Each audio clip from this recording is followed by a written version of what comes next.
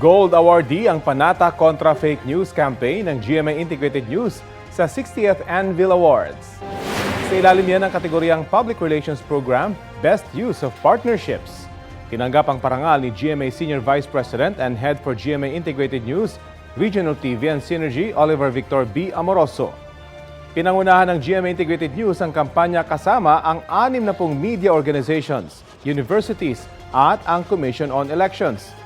Layo ng campaign na matulungan ng bayan sa pamamagitan ng paglaban sa mga pekeng balita at imulat ang mata ng marami para hindi mabiktima ng maling impormasyon. Isa ang panata kontra fake news campaign sa 122 entries na binigyang pagkilala sa 60th Anvil Awards. At dahil nasa top 3, nominado rin ng GMA sa Grand Anvil Award na pinakamataas na parangal na ginagawad ng Anvil. Na umpisahan natin yung conversation na may problema, no? May problema sa disinformation, sa misinformation at in a whole, no? Ang problema sa fake news.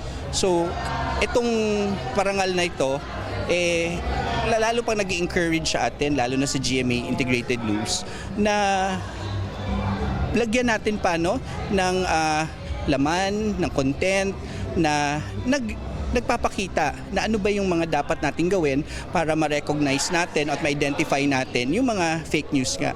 GMA was part of the top 3. Si GMA, maganda yung program niya. The output was good. Yung PR program na yon, of course, kung ano yung impact niya sa society, kung paano siya makakatulong sa Filipino people or in other countries.